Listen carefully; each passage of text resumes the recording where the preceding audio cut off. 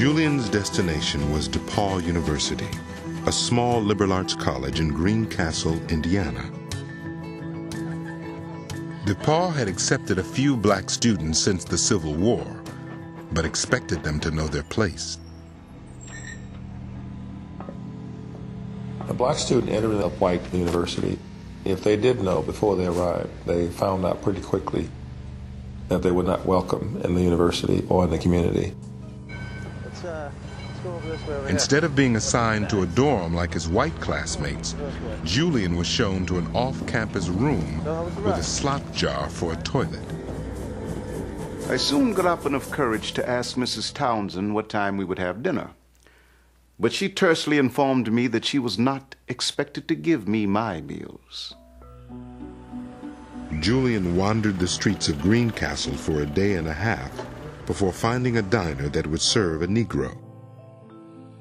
He would continue to take his meals off campus until he learned of an opening at the Sigma Chi fraternity.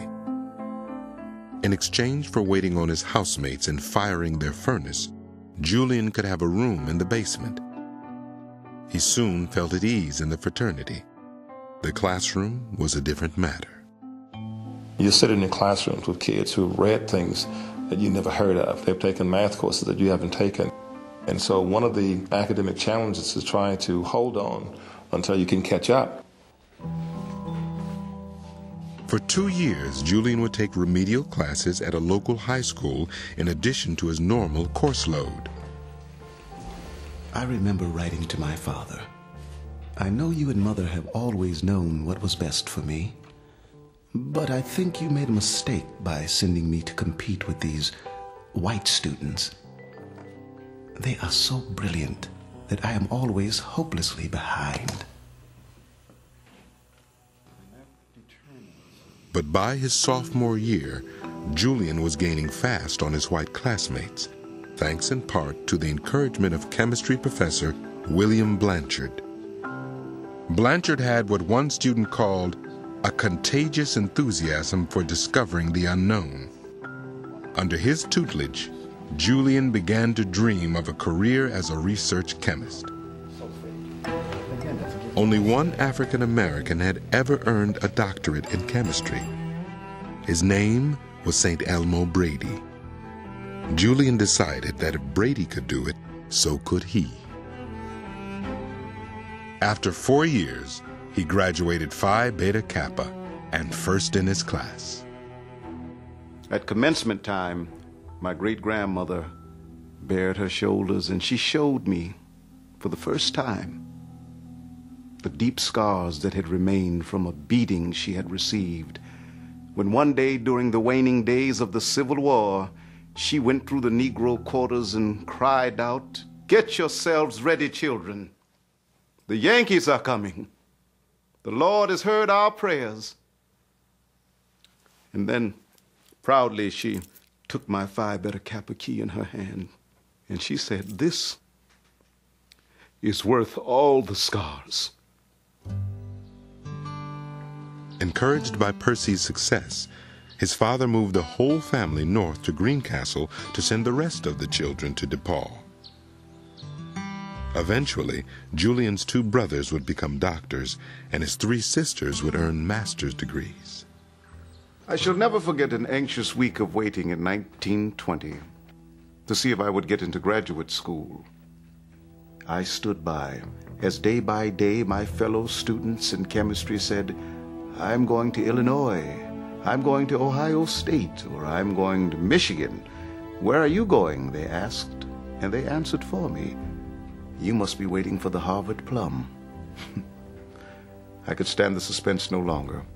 I went to Professor Blanchard, and there he showed me numerous letters from men who had really meant God to me, great American chemists of their day. "Discourage your bright-colored lad," they wrote. "We couldn't get him a job when he's done, and it'll only mean frustration. Why don't you find him a teaching job in a Negro college in the South? He doesn't need a PhD for that."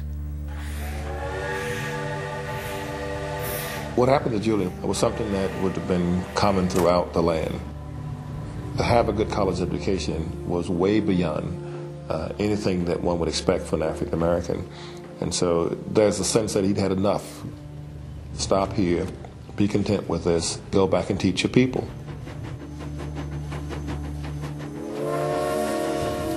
In 1920, Julian reluctantly returned to the South to teach, but he clung to the dream of earning his Ph.D.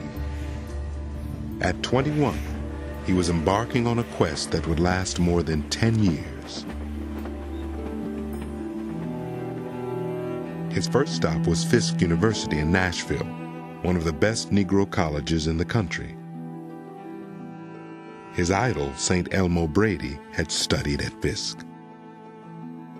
But Julian chafed at the limitations of the black college system: overcrowded classrooms, inadequate libraries, and poorly equipped laboratories.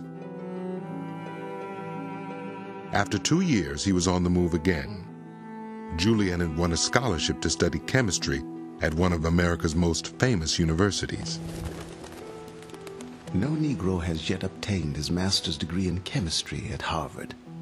And so I'm up against a hard situation again. When Julian arrived at Harvard in 1922, the racial climate was probably worse than it had been at any point in the 20th century.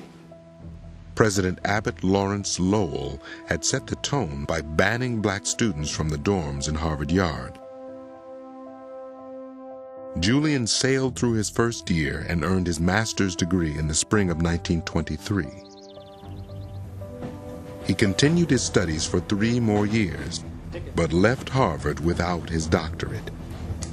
Years later, he would bitterly tell friends he had been denied the teaching assistantship he needed to stay in school.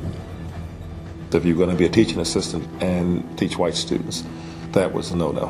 I mean, that's just hardly acceptable at that time in that place. If you were denied that, you were also denied the opportunity to finance your education. Julian spent an unhappy year teaching at a small black college near Charleston, West Virginia. Then his fortunes turned.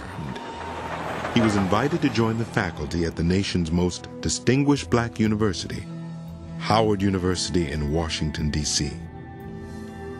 He was replacing St. Elmo Brady, who was returning to Fisk. Julian went straight to work, designing a new chemistry building and honing a distinctive lecture style. I should warn you that scientists are traditionally poor speakers because they have a hard time letting go of their gobbledygook. Ladybird, ladybird, fly away home becomes impossible when you must call the ladybird coccinella bipunctata.